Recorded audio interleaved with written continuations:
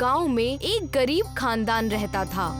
इस खानदान में इतनी ज्यादा गरीबी थी कि लोगों के पास खाने पीने के लिए भी राशन नहीं था। इस खानदान में 4 लोग थे, राम सिंह, उनकी बीवी देवकी, उनका बेटा चतुर सिंह और चतुर सिंह की छोटी बहन चारू। घर के हालात ठीक ना होने की वजह से चारू को अपनी पढ़ाई बीच में ही छोड़नी पड़ी। अम्मी, मुझे फिर से स्कूल जाना है, मेरा घर में मन नहीं लगता। बेटा, तुम्हें तो पता ही है हमारे घर की क्या हालत है। हमारे पास राशन लाने के लिए भी पैसे नहीं हैं। इसमें तुम्हारी स्कूल की फीस कैसे भरे? अम्मी की बातें सुनकर चारू दुखी हो गई। चारू को इस तरह दुखी देखकर का भाई चतुर सिंह उसके पास आया। क्या हुआ बहन, तुम बहुत उदास दिखाई दे रही हो। भैया, मुझे घर पर नहीं रहना, मुझे स्कूल जाना है। मेरी सारी सहेलियां स्कूल जाती है, मेरा घर पर बिल्कुल मन नहीं लगता।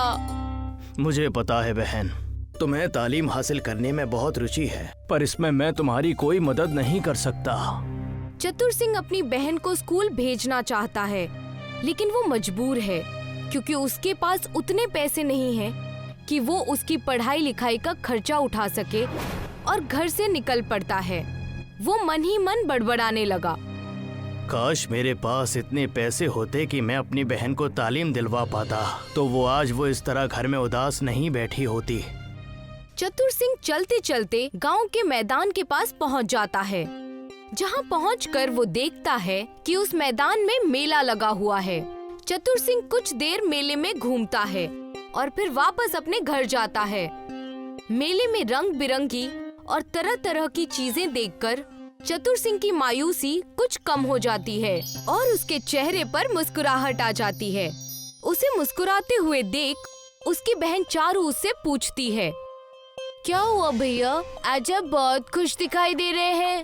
हाँ बहन, तुम्हें पता है हमारे गांव के मैदान में मेला लगा हुआ है, जिसमें तरह तरह की चीजों की दुकानें सजी हुई हैं।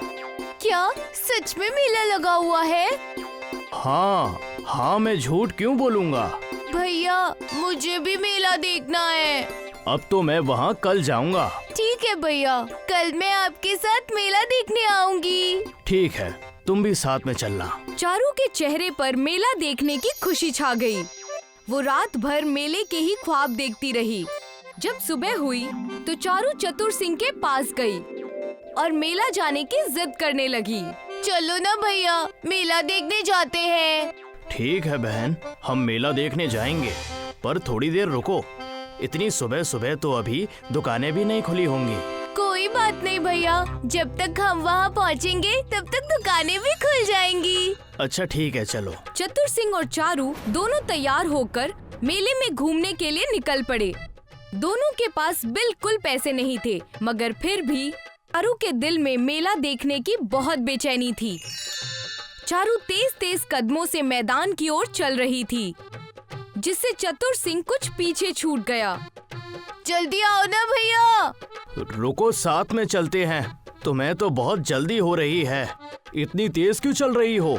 चतुर सिंह तेजी से चलते हुए चारू के पास पहुंचता है। फिर दोनों साथ में मैदान की ओर चल पड़ते हैं। कुछ देर चलते चलते चतुर सिंह और चारू दोनों मैदान के गेट के पास पहुंच जाते हैं, जहां से दुकानें सजी हुई दिखाई देती हैं। ये देखकर चारू बेहद खुश हो जाती है।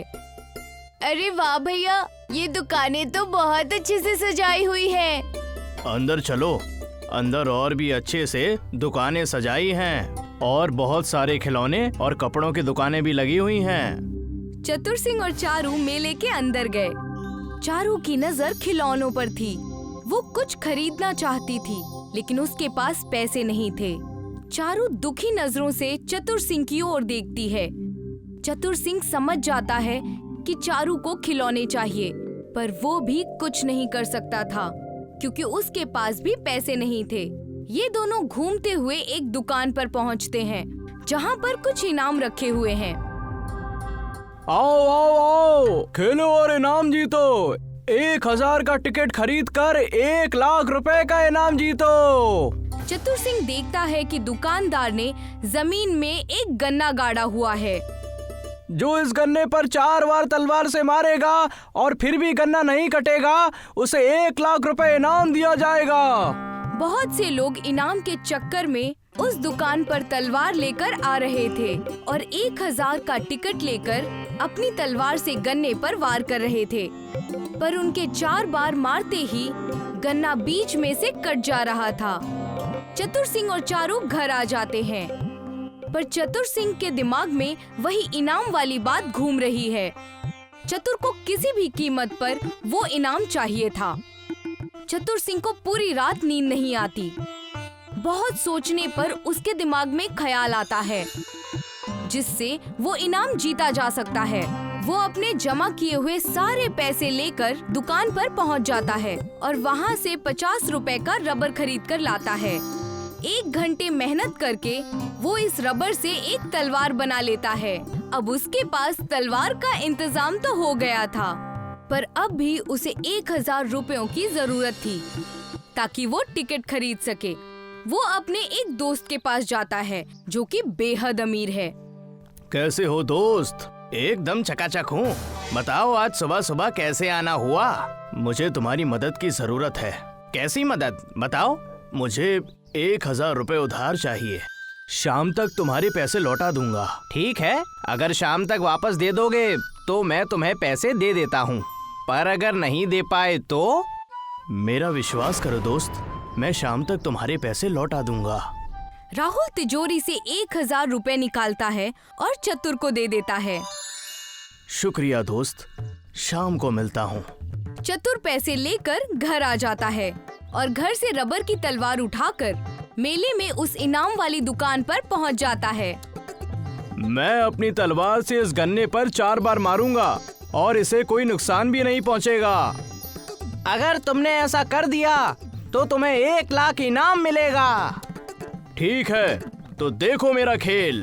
पहले टिकट तो खरीदो। ये लो पैसे। अब चतुर सिंह अपनी तलवार निकालता है और उससे जोर जोर से गन्ने पर 4 बार मारता है, पर गन्ने को कुछ भी नुकसान नहीं पहुंचता। ये देखकर पास में खड़े सभी लोग ताली बजाने लगते हैं, पर इनाम वाले के मन में लालच आ जाता है। वो चतुर सिंह से बहस करने लगता है। नहीं, ये कैसे हो सकता है? तलवार से गन्ना क्यों नहीं कटा? क्योंकि ये रबड़ की तलवार है। ये तो बेईमानी है। पर आपने ये कब कहा था कि तलवार लोहे की होनी चाहिए, रबड़ की नहीं? उसके पास खड़े सारे लोग उसकी तरफदारी करते हैं। इस लड़के को ये इनाम मिलना चाहिए। हाँ जरूर, इसने अपनी समझदारी से ही ये इनाम जीता है। इसको ये इनाम जरूर मिलना चाहिए।